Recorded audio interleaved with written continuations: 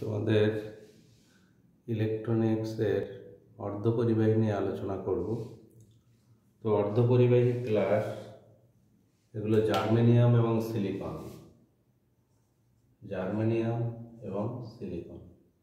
এরা চতুর্যোজী, চারযোজ্যতা। তো এদের সমযোজী বন্ধনে এরা যুক্ত থাকে। সমযোজী বন্ধনে এই জার্মেনিয়াম বা সিলিকন ক্লাসগুলো যুক্ত থাকে। একটা জার্মেনিয়াম পরমাণু, এখানে আরেকটা জার্মেনিয়াম পরমাণু, এইভাবে দেখা যায় যে এই পরমাণুটি অন্য একটি পরমাণুর সঙ্গে এই সমযোজী বন্ধনে এইভাবে আবদ্ধ থাকে, পরস্পর এইভাবে একটা ক্লাস তৈরি করে। এইভাবে তারা নিজেদের মধ্যে একটা ক্লাস জাফরি তৈরি করে।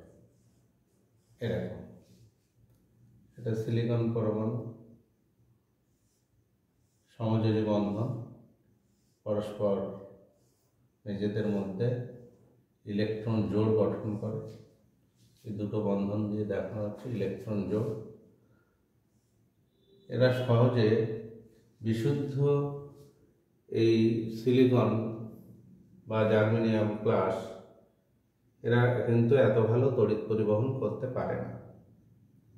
কিন্তু যখনই এই সিলিকন বা জার্মেনিয়াম ক্লাসের সঙ্গে আর্সেনিক অথবা পঞ্চযোজী আর্সেনিক এবং চতুর্যোজী অ্যালুমিনিয়াম বোরন, এগুলো হলো ত্রিযোজী, আর আর্সেনিক হলো পঞ্চযোজী। এগুলো এর সঙ্গে যখন মেশানো হয়, মিশিয়ে এটাকে অবিশুদ্ধ, বিশুদ্ধ সিলিকনের ক্লাসটা হলো বিশুদ্ধ অর্ধপরিবাহী, এটা বিশুদ্ধ। কিন্তু যখনই এর সঙ্গে আর্সেনিক মেশানো হবে পঞ্চযোজী, তখন কি হবে? তখন সেটা অবিশুদ্ধ অর্ধপরিবাহী, পিওরিটি থাকলো না। এখন এটাকে যদি আর্সেনিক ধরি, আর্সেনিক পরমাণু, এটা আর্সেনিক পরমাণুর সঙ্গে আর্সেনিক, এখানে হলো এটা সিলিকন, এটা সিলিকন, এটা সিলিকন, এটা সিলিকন। তাহলে আর্সেনিকের সঙ্গে সিলিকন, সিলিকন, সিলিকন, সিলিকন, এর পাঁচটা যোজ্যতা। সিলিকনের একটা ইলেকট্রন, আর্সেনিকের একটা ইলেকট্রন, সিলিকনের একটা, আর্সেনিকের একটা, আর্সেনিক, সিলিকন, আর্সেনিক, সিলিকন, একটা করে ইলেকট্রন দিয়ে সমযোজী বন্ধন তৈরি হলো।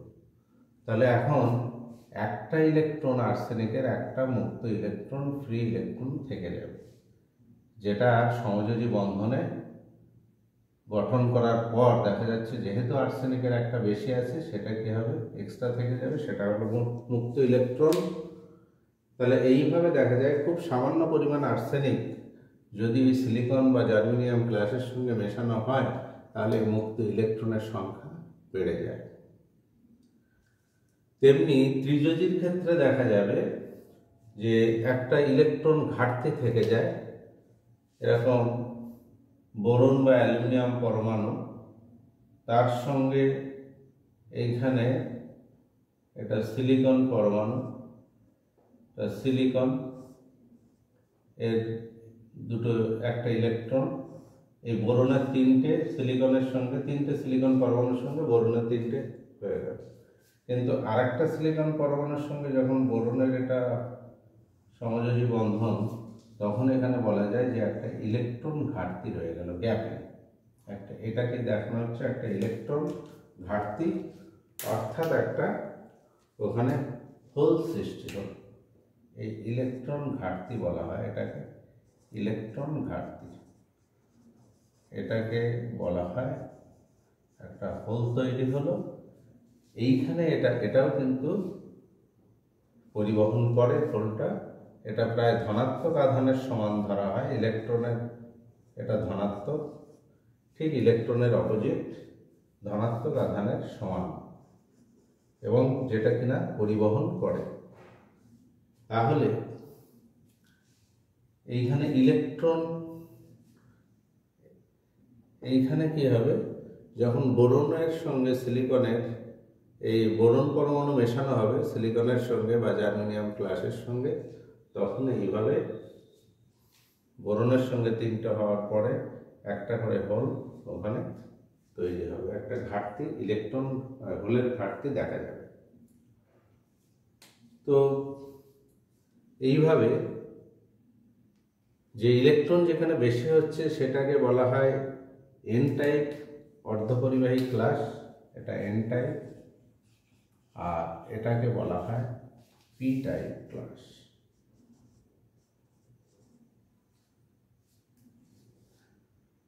এইবার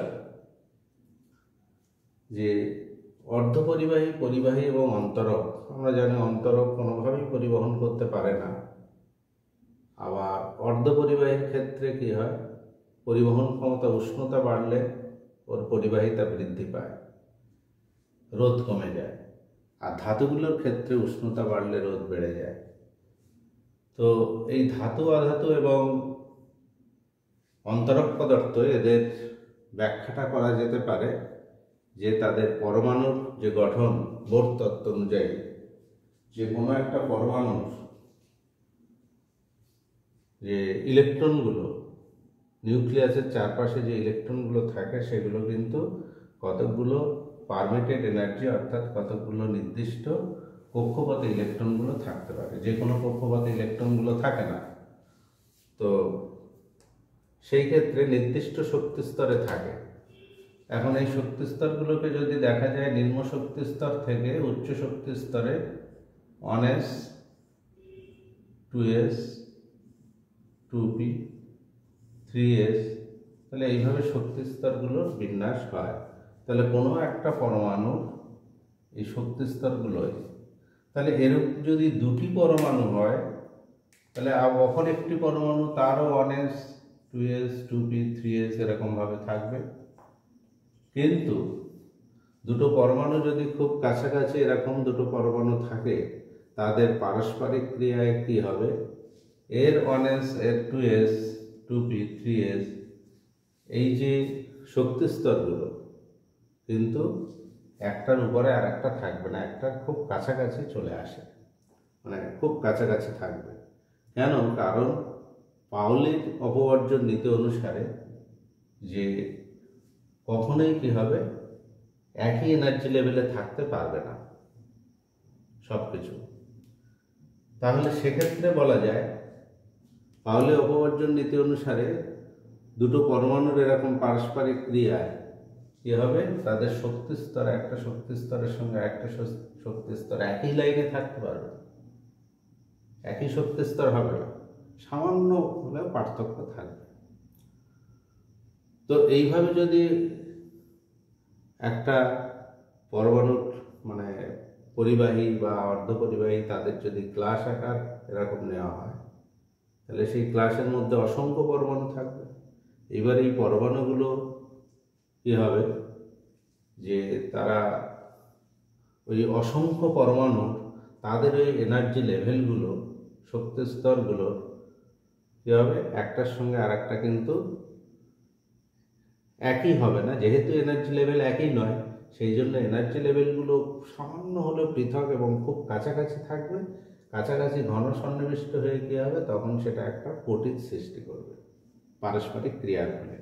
তাহলে এইভাবে কি হচ্ছে, যে এটা 1s একটা পটি নিম্নতর শক্তি স্তরে, 1s পটি, এটা 2s পটি, তাহলে এর ভিতরে কিন্তু অসংখ্য ওই 2s শক্তি স্তর আছে। এইভাবে 2p এবং 3s, তাহলে এখানে 1s 2s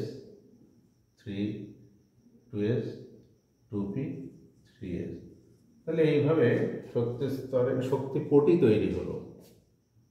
তাহলে এগুলো একটা একটা পটি, পুরোটা একটা শক্তি পটি। এই শক্তি পটি অনুযায়ী তাহলে বলা যায় যে প্রত্যেকটা শক্তি স্তরের মধ্যে কিন্তু একটা নির্দিষ্ট শক্তি স্তর থাকে।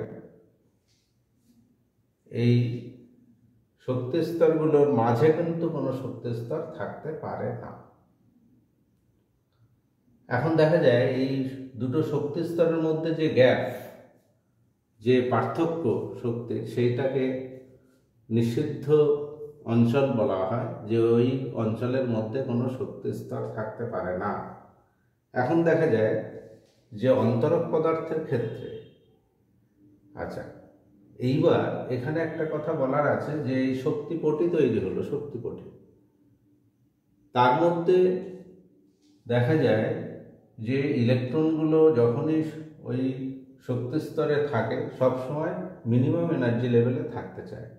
তাহলে 1s পূর্ণ হবে, 2s পূর্ণ হবে, এইভাবে 2p পূর্ণ হবে, 3s। তাহলে কোনো পরমাণুর দেখা যাবে যে নিম্ন শক্তি স্তরগুলো এরকম ভর্তি হয়ে যাচ্ছে ইলেকট্রন দ্বারা। ভর্তি হতে হতে হতে হতে কোনো একটা শক্তি স্তরে দেখা যাবে ভর্তি হওয়ার পরে তার ঠিক উপরের শক্তি স্তরটা সম্পূর্ণ ফাঁকা রয়ে গেল। তখনই বলা যাবে যে শক্তি স্তরটা একেবারে এরকম, এটা একটা শক্তি স্তর, উপরে আর একটা শক্তি স্তর, এই শক্তি স্তরটা পুরোপুরি ইলেকট্রন দ্বারা পূর্ণ, তখন এই শক্তি স্তরটাকে বলা হবে যোজ্যতাপটি। যোজ্যতাপটি, এবং ঠিক তার উপরের শক্তি পটিটাকে বলা হবে পরিবহন পটি। এই পরিবহন পটি এবং যোজ্যতাপটি, এদের ভিতরে যে এনার্জি গ্যাপ, তাদের ভিতরে একটা কি হবে, এনার্জির একটা পার্থক্য থাকবে, সেইটাকে বলা হচ্ছে নিষিদ্ধ অঞ্চল। এই নিষিদ্ধ অঞ্চলের মধ্যে কোনো ইলেকট্রনের এনার্জিটা এই নিষিদ্ধ অঞ্চলের এনার্জির মধ্যে থাকতে পারে না।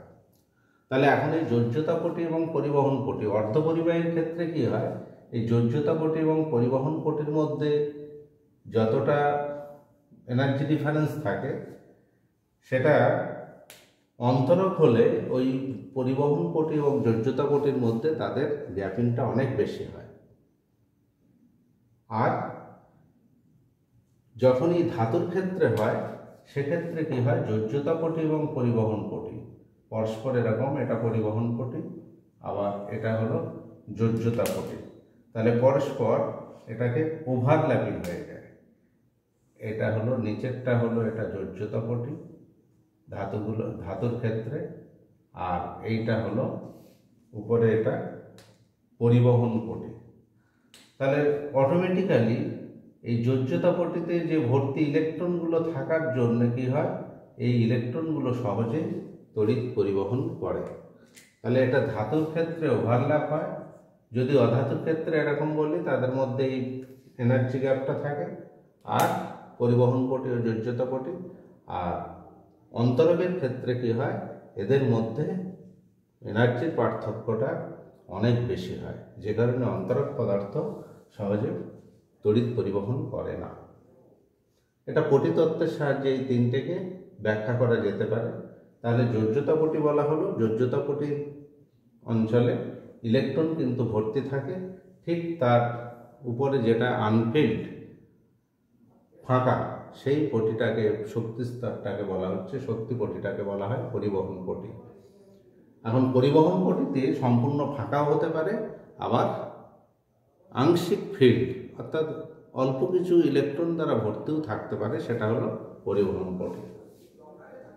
এইবার এই যে পঞ্চযোজী এবং ত্রিযোজী যে অবিশুদ্ধ পদার্থ মেশানো হলো ওই জার্মেনিয়াম সিলিকনের সঙ্গে, মেশানোর ফলে কি হয়, যখনই আর্সেনিক মেশানো হয় তখন মুক্ত ইলেকট্রন সংখ্যা বেশি হয়ে যায়।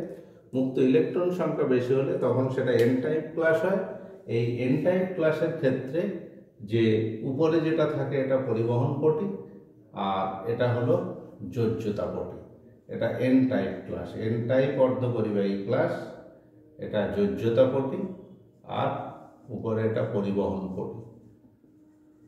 ওই ইলেকট্রনগুলো আর্সেনিক মেশানোর ফলে, এন টাইপ মানে আর্সেনিক মেশানো হয়েছে, তাহলে যে এক্সট্রা যে ইলেকট্রনগুলো থেকে যাচ্ছে পঞ্চযোজী হওয়ার ফলে, সেই ইলেকট্রনগুলো কি হয়, একটা শক্তি স্তর তৈরি করে। সেই ইলেকট্রনগুলো দিয়ে এটাকে দাতা শক্তি স্তর বলা হয়, ডোনার। এবং সেই শক্তি স্তরের যে একটা অতিরিক্ত শক্তি স্তর তৈরি হয়, অর্ধপরিবাহীর ক্ষেত্রে সেই অতিরিক্ত শক্তি স্তরটা ঠিক